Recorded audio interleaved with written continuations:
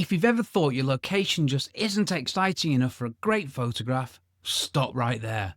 Because today, I'm going to give you my personal essential 11-point checklist for training your eye to find stunning photos anywhere, on your street, in your local park, or even outside your window.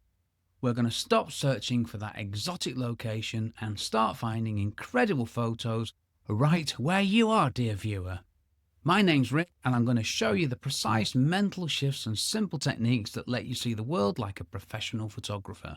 This is what I do, and these easy to adopt habits will help you achieve fantastic results without having to travel anywhere. Let's dive in. Sounds good. The 11 tips to train your eye. These are simple yet effective mindsets that will simplify how you think about photography and help you achieve fantastic results. Tip 1. Find the good light. This is where every good photo starts. Light dictates mood, texture and colour, and indeed interest. Instead of looking for a subject, why not try looking for interesting light first? Is it low, golden sunrise light? Is it harsh, dramatic midday light? Or is it soft, diffuse light from a cloudy day? Prioritising light over subject is the number one way to elevate your everyday photos. And once you've found some interesting light, move around the subject until the light makes it look its best. Tip 2. Embrace the ordinary. Forget the grand mountains and exotic beaches for a moment. The best training for your eye comes from finding beauty in the things you see every day. A brick wall, a brightly painted door, a puddle reflecting the sky, the pattern of tree bark, anything interesting really. These ordinary objects, when placed in extraordinary light, become compelling subjects. Force yourself to shoot within a 1-mile radius of your home and you will be amazed at what you find, and this really does work. Tip 3. Look for layers and separation. A flat photo often has no sense of depth. Your job as a photographer is to create it, depth that is. So look for foreground interest, a middle ground containing your main subject perhaps, and a background that adds context without distracting. Also try to separate your main subject from the background, and you can do this by using a shallow depth of field for a nice blurred background, by clever positioning, or even by waiting for light that puts your subject in a pool of light and the background in shadow. Tip 4. Simplify your palette. Colour can be overwhelming. Too many colours can make a photo look messy. Look for simple colour relationships such as a complementary pair like red and green, or a monochromatic scene. By simplifying the colours, you draw your viewer's eye straight to your subject. Alternatively, focus solely on shapes, textures and contrast, but always shoot in colour. It's easy to convert to black and white later. I can't remember the last time I took photos in black and white. Tip 5. Fill the frame and reduce the clutter. A common mistake is including too much in the frame, so move closer or zoom in. Fill the frame with your subject. You're not just cropping later, you're making a powerful statement about what the photo is truly about. Eliminate anything on the edges or in the background that doesn't contribute to the story. Be ruthless and, if in doubt, leave it out. And that rhymes. Tip 6. Use leading lines. Leading lines are one of the most powerful compositional tools. They are literal or implied lines that pull the viewer's eye from the foreground through the image and towards your main subject. And you can look for things like roads, fences, rivers, shadows, a row of street lights, anything that's got lines. And they add instant depth and direction to any image. Tip 7. Look up and down. Yes, really. We spend most of our lives looking straight ahead. Your camera gives you license to change your perspective.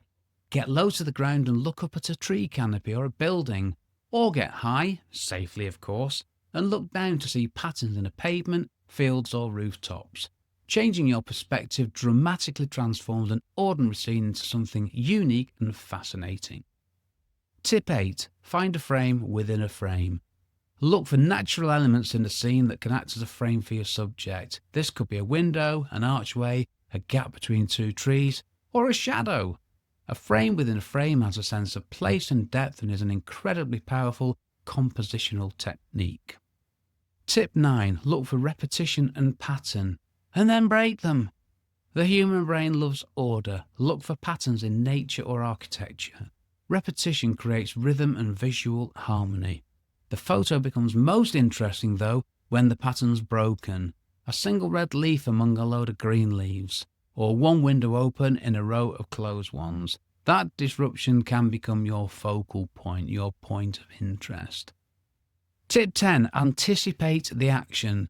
If you're photographing anything fast-moving, people, cars, nature, don't just take a photo of them standing still.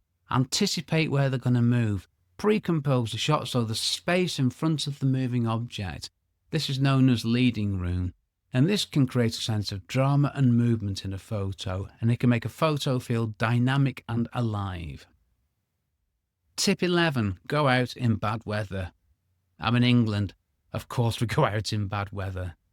No, the best, most atmospheric photos are often taken when the weather is bad.